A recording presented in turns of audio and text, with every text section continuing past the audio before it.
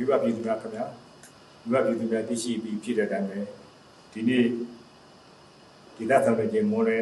12 နာရီ 57 မိနစ်ခန့်မှာ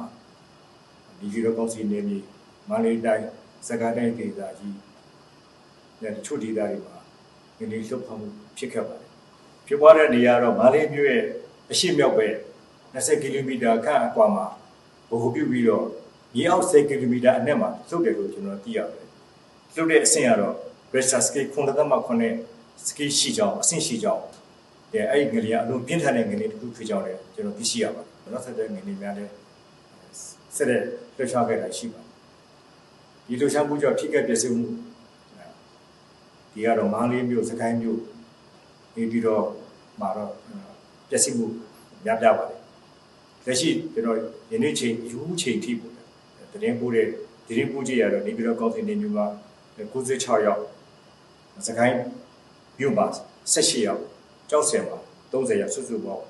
141ယောက်တေဆုံးကြောင်းနဲ့ဒါရတော့နေပြီးတော့ကောက်တင်နေမျိုး132ယောက်စကိုင်းမြို့မှာ300ယောက်နဲ့ကြောက်စင်မြို့မှာ40အလုံးပေါင်း932ယောက်ဒါရရှိတယ်လို့ကျွန်တော်သိရပါတယ်တေဆုံးမှုနဲ့ဒါရရှိမှုတော့ဒီတဲ့တိုးလာစရာကျွန်တော်ရှိပါတယ်တချို့နေရာတွေမှာလည်းတိုက်တွေပြိုကျတဲ့အတွက်ကြောင့်ဒီတိုက်တွေကိုလည်းပြန်ပြီးတော့မှဆက်တဲ့လုံငန်းတွေကျွန်တော်လုပ်နေစေဖြစ်ပါကျွန်တော်ကိုယ်တိုင်လည်းရောက်ရှိကြည့်ရှုပြီးလည်းဖြစ်ပါတယ်မိဘပြည်သူများအနေနဲ့လည်းဒီငလင်းတဘာဝဘေးကြောင့်ဖြစ်လာတဲ့ငလင်းအန္တရာယ်ကိုငလင်းတန်းကိုကယ်ဆယ်ဖို့လုပ်ငန်းတွေကကျေပြတ်စွာလုပ်ဖို့ရှိတဲ့ကြောင့်တက်တဲ့လောက်ဝမ်းကူညီပေးဖို့ကျွန်တော်တို့မြစ်တာရက်ခံလုပ်ပါတယ်ကျွန်တော်အနေနဲ့လည်းဖြစ်ပွားတဲ့ဒေသအားလုံးကိုလည်းရေးပေါ်အခြေအနေကြီးညာထားပြီးတော့ပြည်ပအကူအညီများပေးနိုင်ဖို့လည်းအခုလမ်းဖော်ထားပြီးဖြစ်ပါတယ်။မကြသေးကြရပဲအာဟာစင်တာနေပြီးတော့လက်ပြန်မှာရေးပေါ်ကိစ္စပစ္စည်းတွေပို့ဖို့နဲ့